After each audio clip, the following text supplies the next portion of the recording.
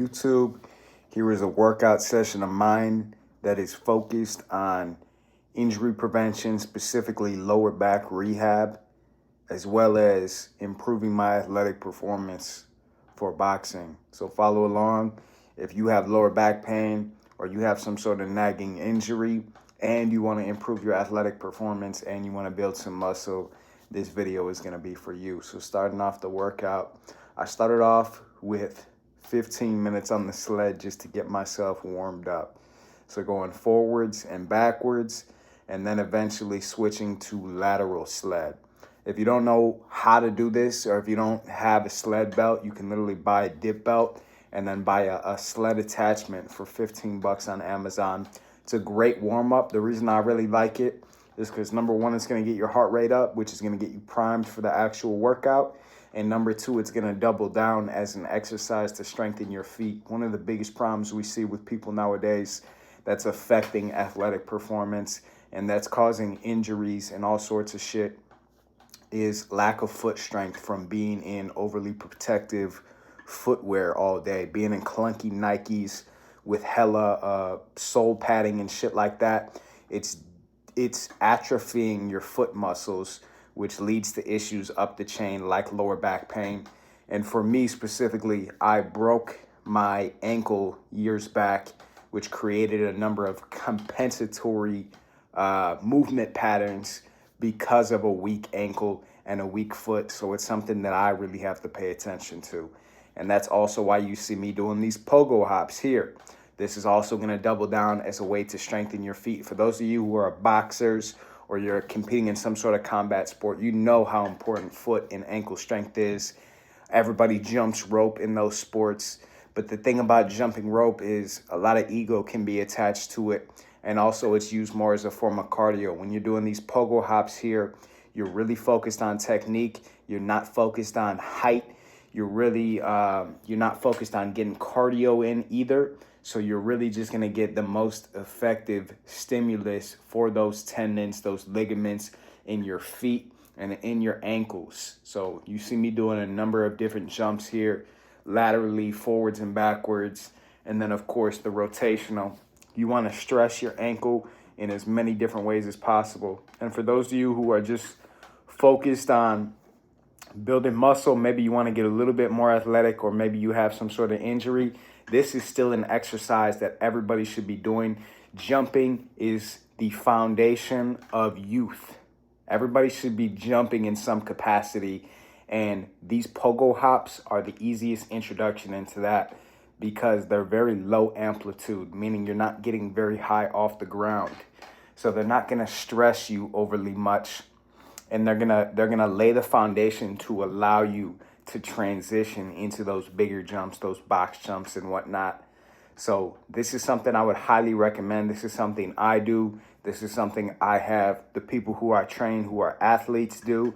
And this is something that I have my fucking 62-year-old mother do, because that's how important this shit is. That's how important jumping is. That's how much I believe in it. That's how much I believe in strengthening your feet.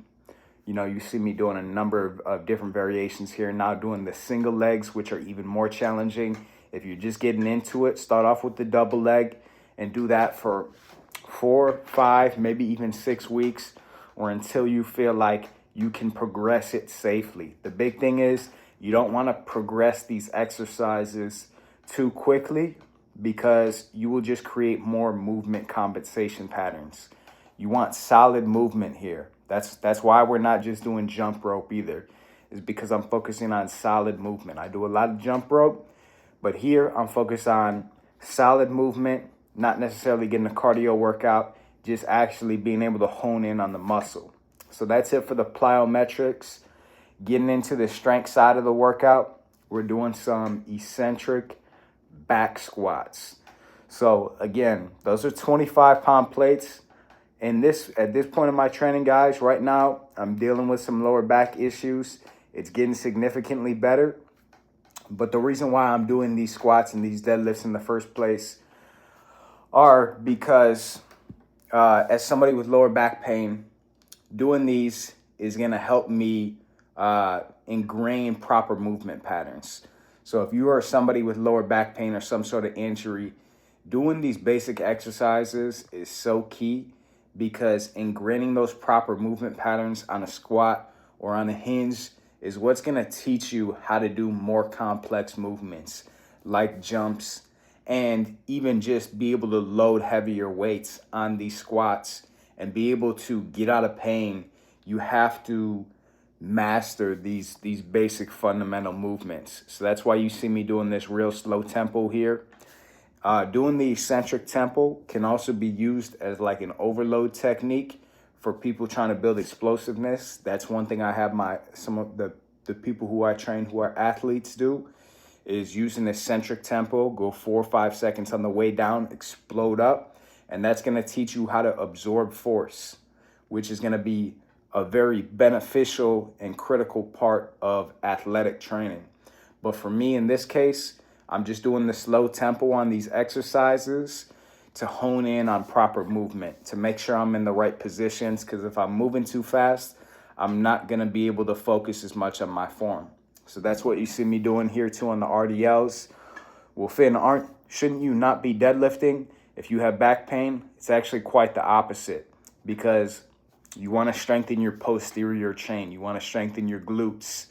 So doing some hinges and doing it with proper form is going to help you turn on your glutes, and it's going to help you actually eliminate that pain, as well as strengthen those muscles, which are going to be key for athletic performance and just strengthening your lower body in general.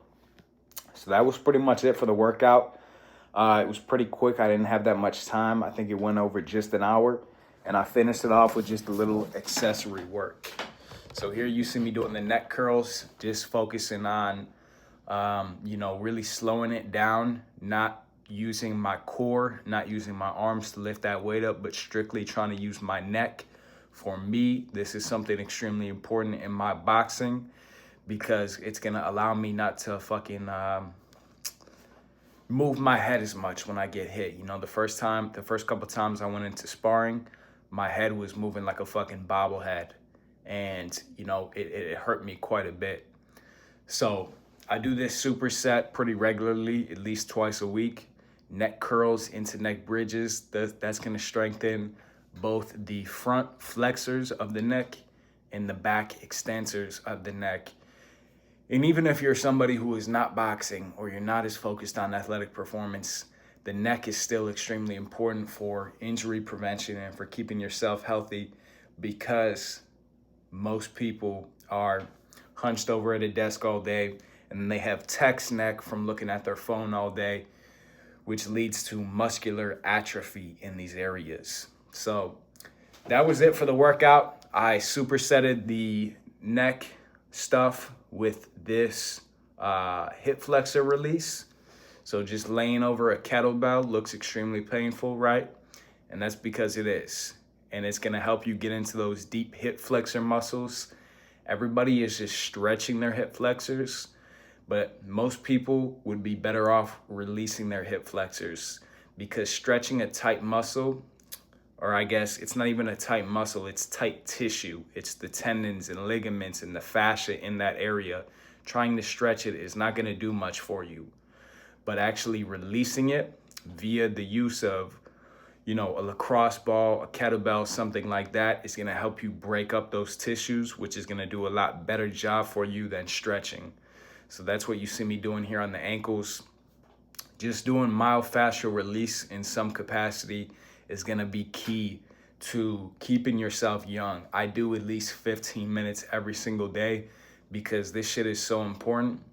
After years of hard training, especially for me, bodybuilding training, but for anybody in general, your muscles, your fascia are gonna tighten up. You have to take the time to release them. Here I'm doing it on my calf, because for me, with all the boxing, with all the sled work, with all the plyometrics I do, that area gets really tight, and stiff ankles are gonna lead to problems in your squat technique, in your running, and so on and so forth. And most people do have stiff ankles. So for me, I gotta take the time to get in there and release that area.